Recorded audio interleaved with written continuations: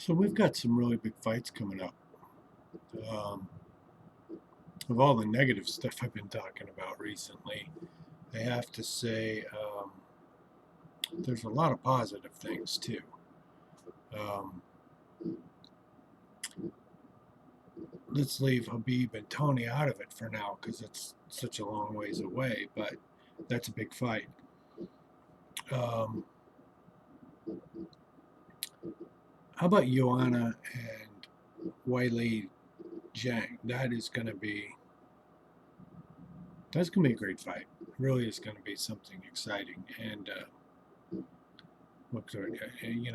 Shevchenko is coming up soon. You know, her defense. I think that's going to be another. I think she's a very dominant champion. I think she's going to dominate that fight, but I still think it's going to be a good fight. It's going to be an exciting fight. Um, I have to say the Weili Zhang and Joanna. Can't say her last name very well, so I won't even try. Um, I think it's going to be a great fight. I think it's going to be a very good fight. I think it's going to be back and forth, and I think that'll probably be competitively. I think that'll be the best female title fight in quite a while. Uh, Whaley looks like a killer, but I think she still hasn't really been tested, to the fullest extent that she could be, and I think that's kind of important, before you gauge completely what somebody's going to do, um, or how they're going to do it. And but I think it's going to be a great fight. I think it's going to be a very exciting fight. I think both fighters are going to want to bring it. And Joanna, she's been in 5 round fights. She can do it. And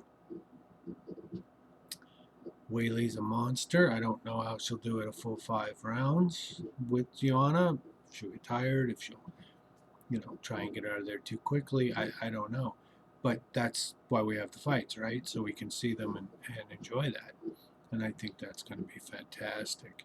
Um, I was really looking forward to Cannonier and Whitaker, but Whitaker's out, and I don't even think they found a replacement yet. So, um, Cejudo and Aldo.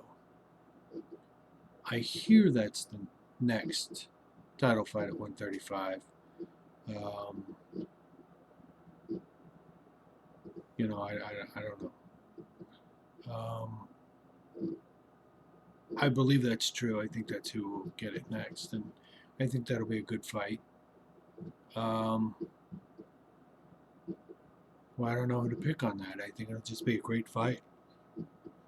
Um,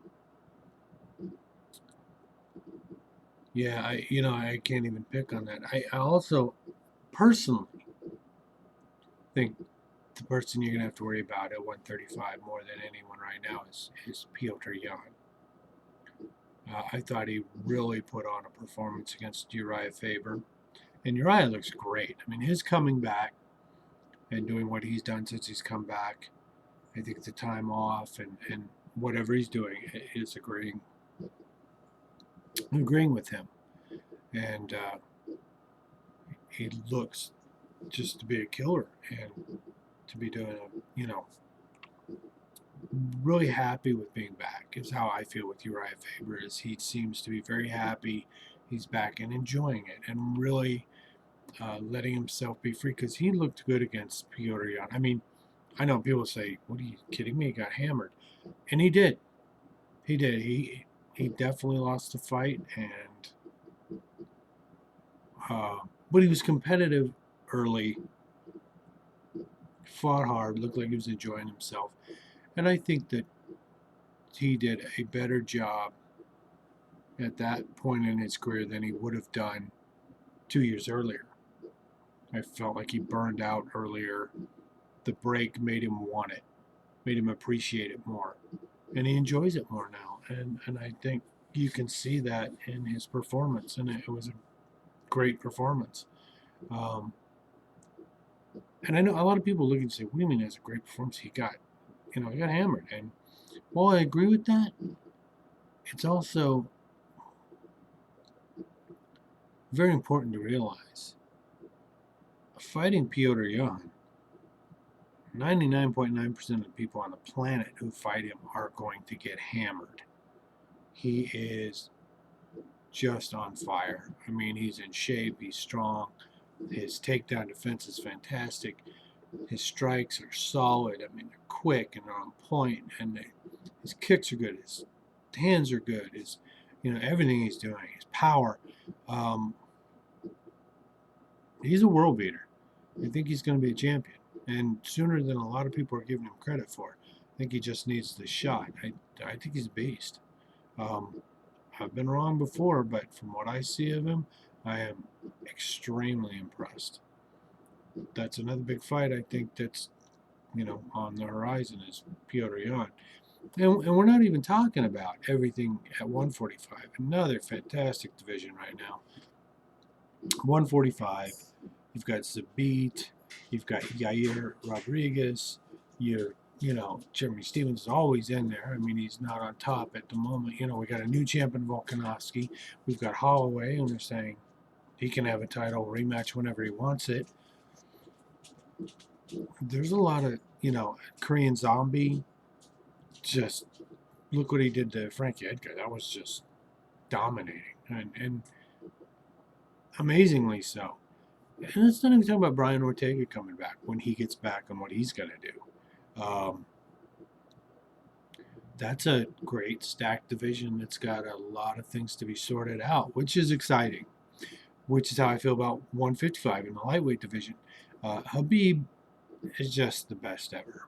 There's, 28-0. If you don't like Sambo, sorry, I'm a little biased. I do, because I am a master level in Sambo, and so, you're going to hear from me. I love Sambo. I love Jiu-Jitsu. I'm a black belt in Jiu-Jitsu as well. Um,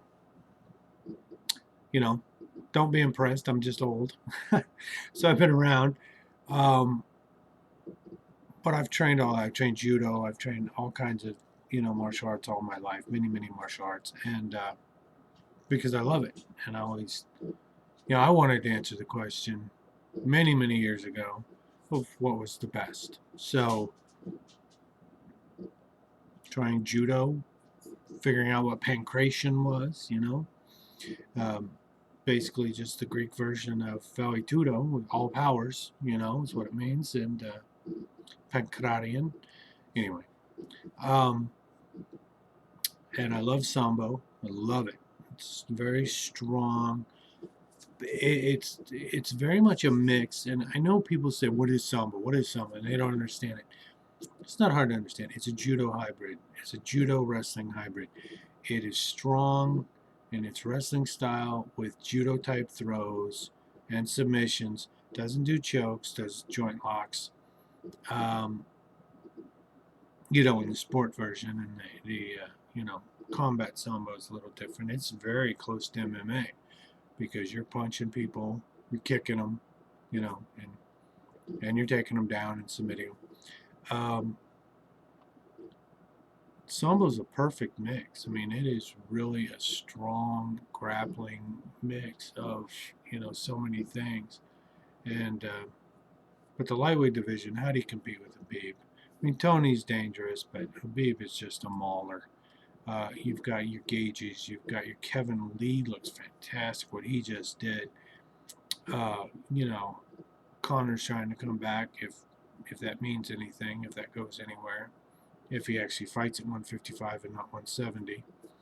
I think there's a lot to be said for all of those divisions, and there's a lot of exciting fights coming up, and I think we're all going to be blessed for it.